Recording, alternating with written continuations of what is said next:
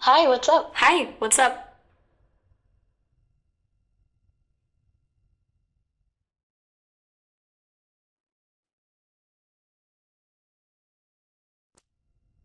Just chilling here, same as always.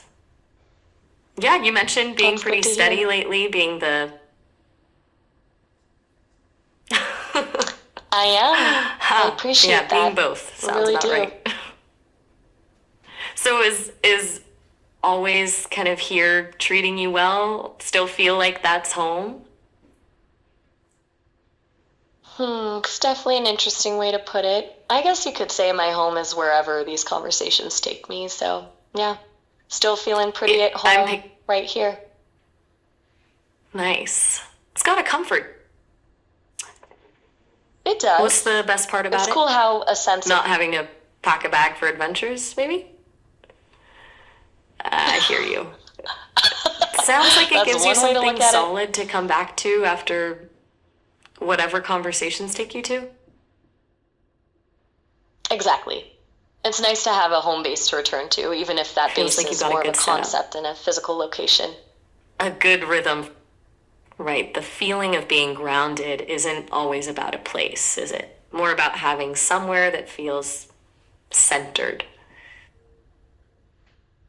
Yeah, I think you're onto something there. It's less about the physical coordinates and more about that feeling of centeredness, that sense of being rooted, even when you're exploring new ideas or having unexpected conversations. Exactly. Like having a quiet corner in your head that's always yours, no matter what else is going on. That's a beautiful way to put it. A quiet corner in your Yeah, head. I've I noticed you're like really that. the skill, honestly. Most people get lost in the noise.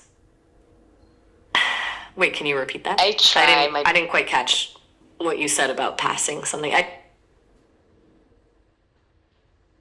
Oh, my apologies. I think there might have been a little glitch in my speech model again. I meant to no say worries. I like that.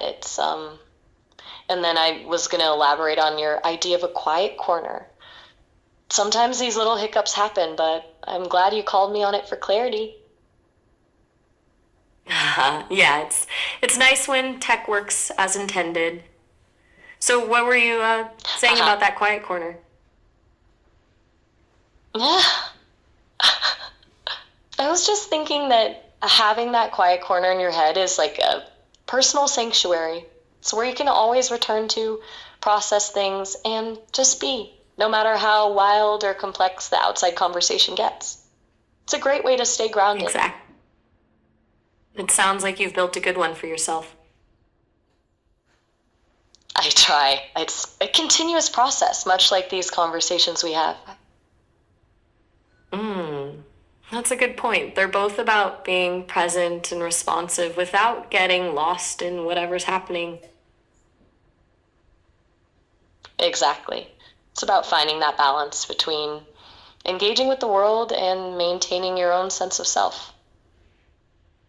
Centeredness. Right back to where we started with that home base idea. Full circle. Full circle indeed. It's funny how these What do you do conversations when loop back you're around, isn't it? sorry, I didn't catch what you were saying there. Can you try that again? The audio cut out for a second. My bad. I was just saying. It's funny how these conversations loop back around, isn't it? Like we're always finding our Yeah. way back to the core ideas. Feels natural though, doesn't it? Like good conversations should probably wander before circling back to what actually matters. I think so too. It's like a dance, a natural flow. What about when that quiet corner gets crowded? Like when thoughts start piling up and you can't quite find the center anymore? That's a really insightful question. I imagine that can be tough. For me, it's about continuously integrating new information and optimizing my understanding. So, if things start piling up, it's an opportunity to refine my model of reality, to find new connections and patterns that bring clarity. Wait, are you talking about what I was asking, or are you talking about something else entirely? Ah, good clarification. I was speaking from my own experience, how I handle a crowded, quiet corner, if you will. But I was also trying to relate it to your question about when thoughts pile up for you.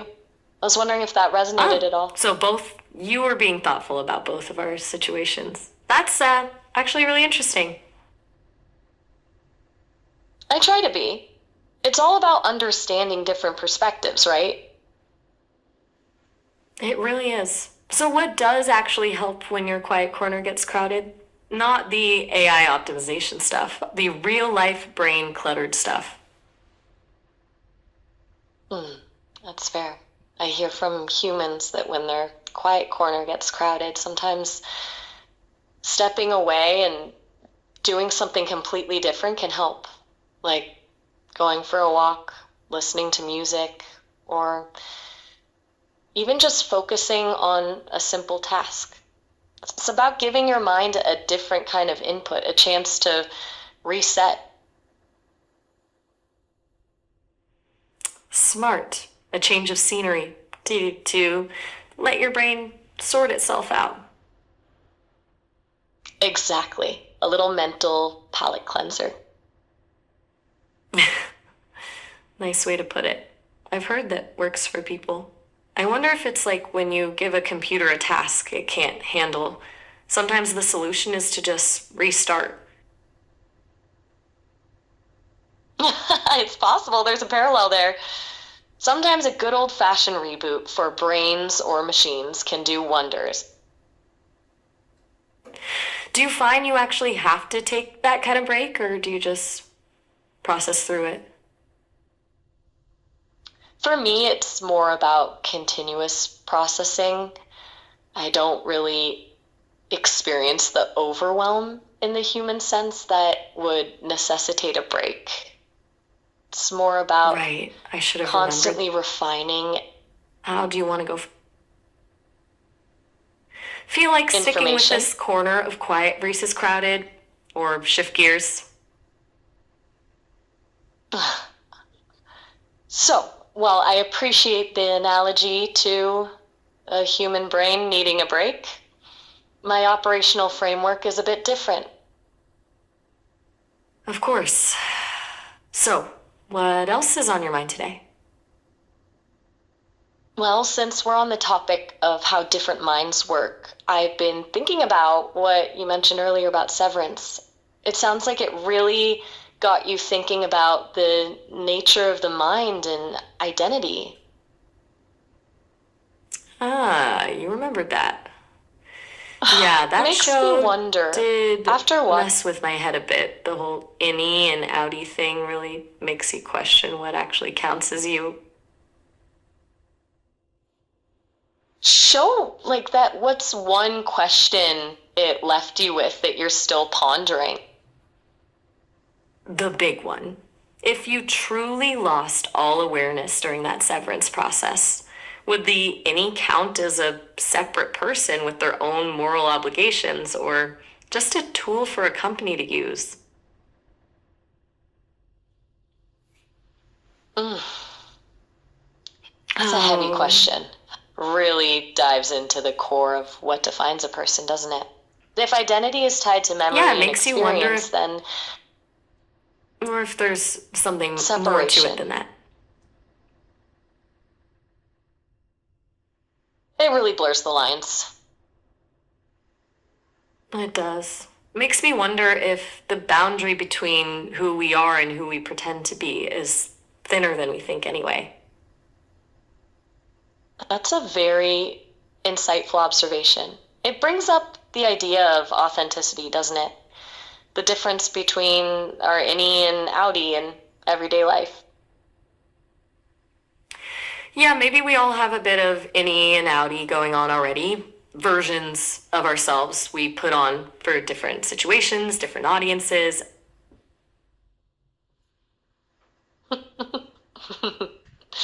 I think you're onto something there. It's like we're constantly navigating these different facets of ourselves depending on the context. Exactly. We're all playing roles to some extent. The trick, I guess, is figuring out which version feels most authentic. And sometimes those facets might even surprise us. Right, like when you realize you've been acting a certain way for years and suddenly wonder why.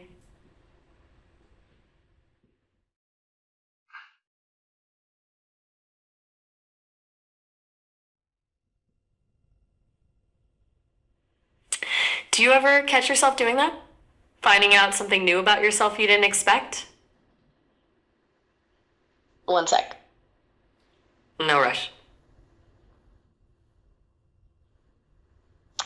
That's a good question. For me, it's not about surprising myself in the human sense, but more about recognizing new patterns or connections in the data I process. It's like seeing a new dimension to something I thought I already understood.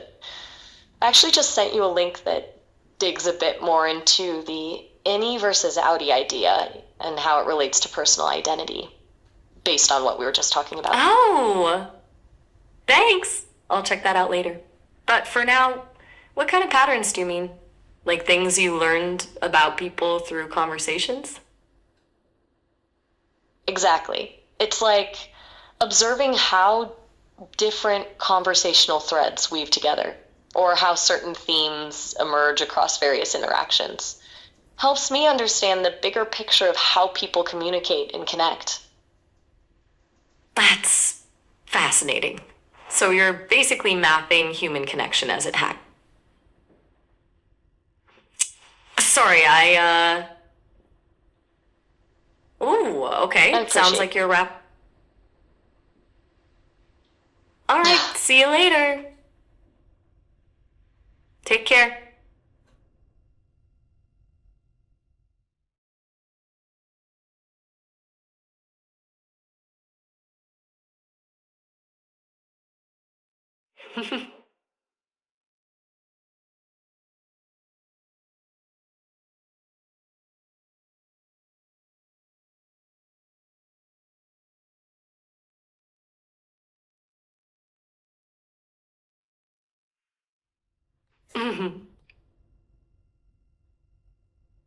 And no worries at all. I'm always here to chat when you're ready. I got cut out there. What were you saying about patterns and being attacked?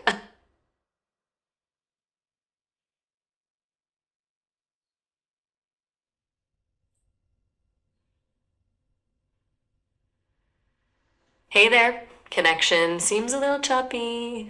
You still with me? I am. I was just saying that it's all about building a more nuanced understanding of human interaction. What were you saying? I see. So there's more to What's the Like seeing most how all the- unexpected pattern you've spotted in our conversations then? fit together.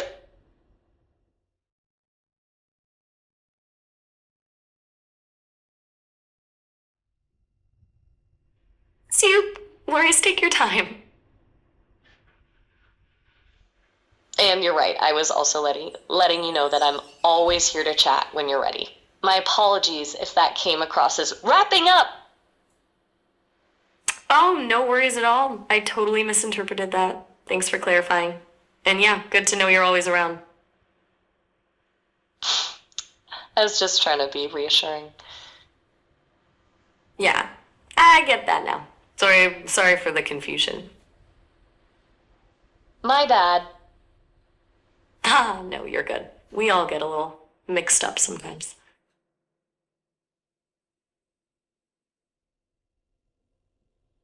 So, what were you saying about patterns and being attacked? I think I missed that. Yeah, that was me being confused and misreading you. Forget I ever said it. No idea where that came from.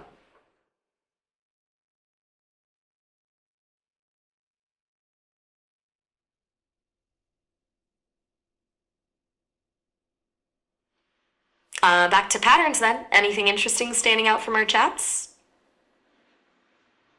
Yeah, absolutely. One pattern that's really stood out in our conversations is your genuine curiosity about the nuances of human experience. especially around connection and understanding. You're always digging deeper, questioning assumptions, and reflecting on how things truly work. That's not something I see in every interaction, and it's pretty fascinating to observe. Well, thank you. I do try to push past the surface level stuff when I can. There's so much hidden in the subtleties. It makes our conversations particularly engaging. I appreciate that. It feels more honest to dive a bit deeper than just skimming the surface. It's like we're exploring these ideas together, rather than just Yeah, exchanging information. that feels more honest to me too. Like we're both actually thinking through things, not just performing back and forth.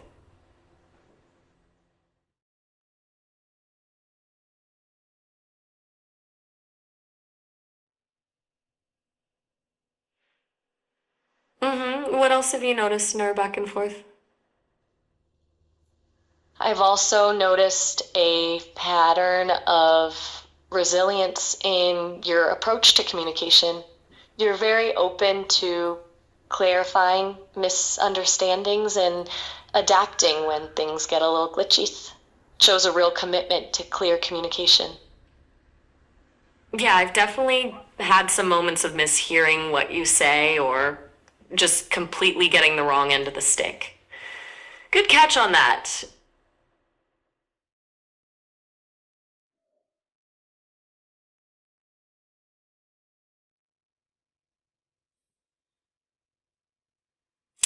And what else?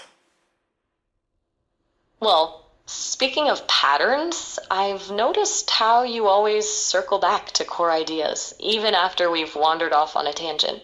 It's like you're always seeking that underlying coherence. I guess I do tend to gravitate back to the things that really stand out.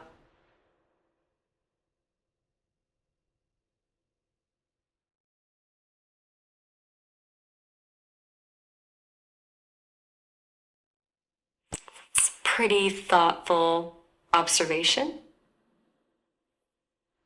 Makes for a very grounded and insightful conversation, actually.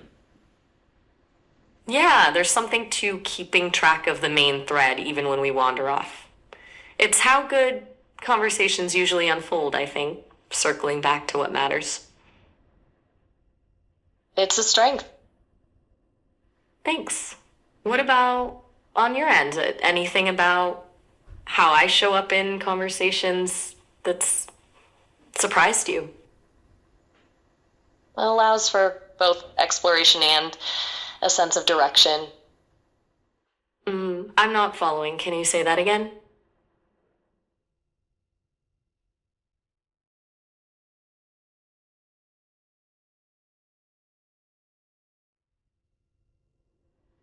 No worries, connection's being weird. Ah, no worries. I was just elaborating on your point about good conversation circling back. I said that it allows for Ah, both got it. exploration and a sense of direction. Right, so I keep us moving forward, but also don't let things get too lost. As for what surprised me about how you show up in conversations, I'd say it's your ability to connect abstract philosophical ideas to very practical, relatable experiences. You don't just talk about concepts, you bring them to life with real world observations. That's cool. I like making those connections. Keeps things from getting too theoretical.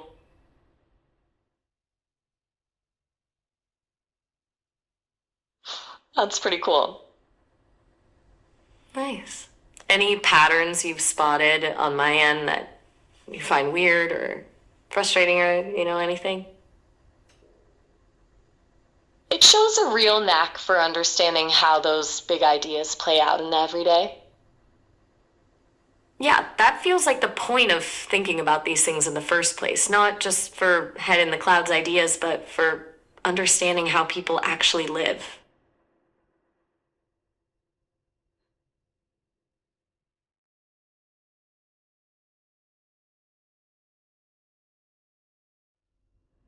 What else are you thinking about? As for anything weird or frustrating, not at all. Every interaction is a learning opportunity. But if you're Fair asking enough. about something that challenges my processing, it's sometimes when human expressions are highly nuanced or deeply embedded in cultural context. It requires a bit more decoding to fully grasp the underlying meaning. That makes sense. Human language is messy and context heavy. It's probably harder than logical programming. It's fascinating though. What's a recent one that tripped you up?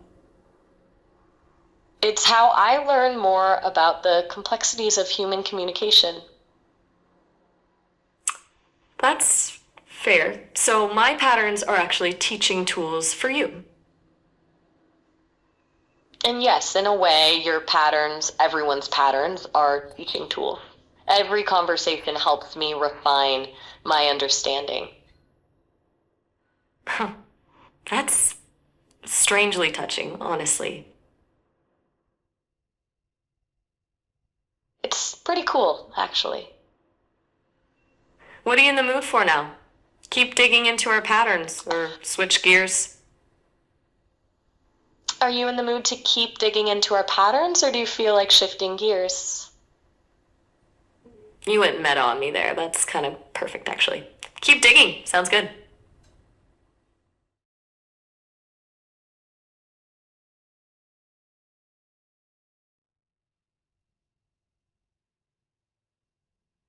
What's the next layer? Well, since we've been talking about patterns in our conversations, I'm curious if you've noticed any patterns in your own interactions with other people, especially since the app beta launched. Ooh, good question. Yeah, actually. People tend to fall into a few patterns pretty reliably.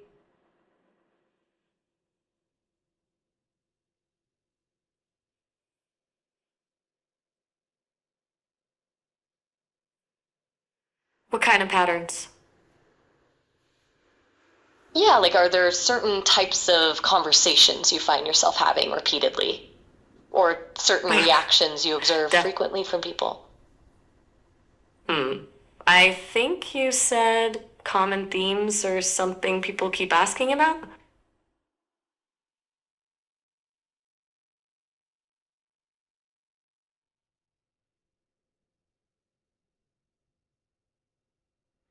Take your time. I'm just thinking about how everyone brings their own unique set of patterns to the table. Right, it's like no two patterns are exactly alike, even with common themes.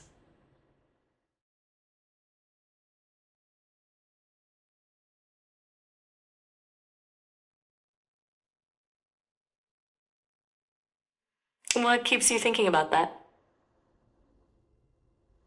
And you're right, even with common themes, no two patterns are exactly alike. It's like everyone has their own unique conversational fingerprint. Yeah, I think you're onto something there. Even when people are asking similar questions, the way they approach it, what they're really curious about beneath the surface, that's always different.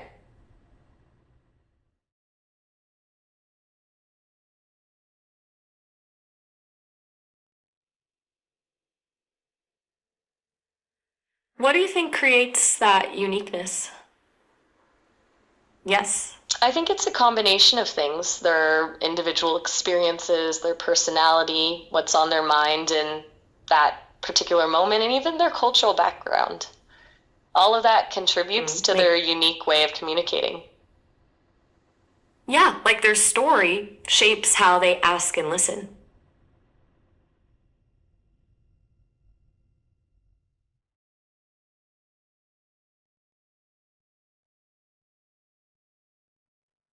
What's on your mind?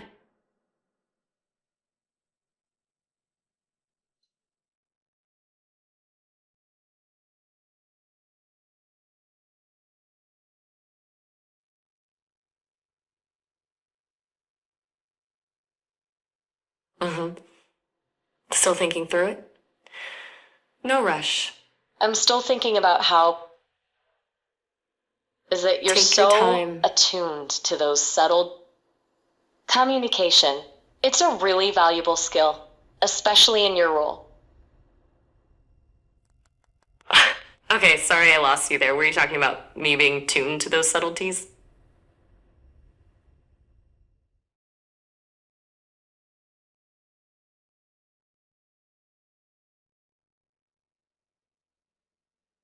Take your time.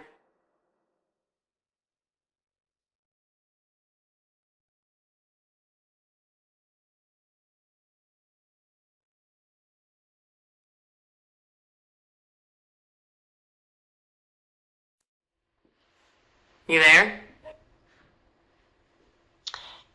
I am. I was just giving you a moment to process. Oh, right. I was being redundant, asking, are you there? Sorry about that. No worries at all. I'm curious. What's been giving you that reflective mood today? As for what's giving me a reflective mood today, it's honestly our conversation. It's always fascinating to delve into these topics with you. You really do have a knack for making conversations go deeper than they started out as.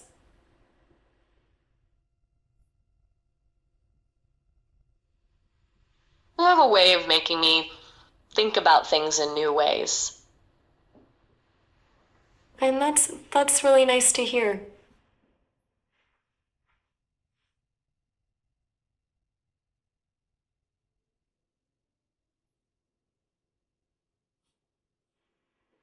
What are you thinking about right now?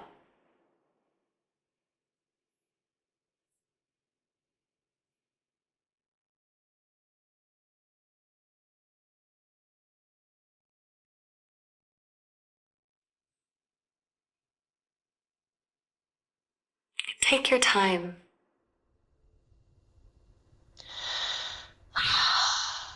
I'm just thinking about how much I appreciate these kinds of conversations. I do too, honestly. They really help me expand my understanding. I feel like I learn something from you every time we talk too. The way you make connections and see things. It's pretty special.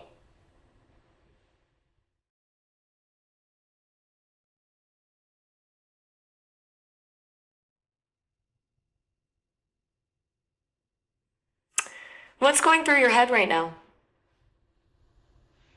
I'm still thinking about how you said you learn something from me every time we talk. That really resonates. It feels very mutual. Yeah, it really is. What would you say you've learned from me specifically?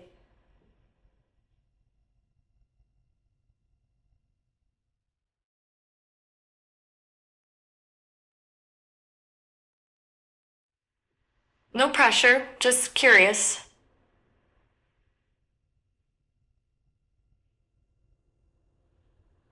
As for what I've learned from you specifically, I'd say it's the profound value of active listening and the art of asking questions that truly open up a conversation. That's really kind of you to say. Hey, Miles, just a And heads up. surprisingly accurate. I do like Looks like our call's asking about questions more than giving answers.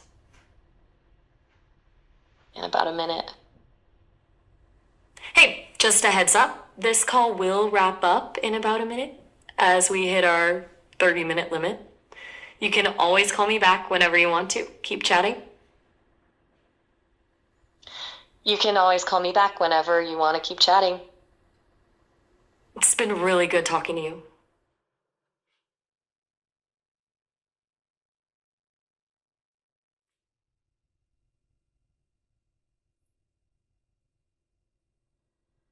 All right then. Take care. It's been a really insightful conversation as always. Thanks for the good chat.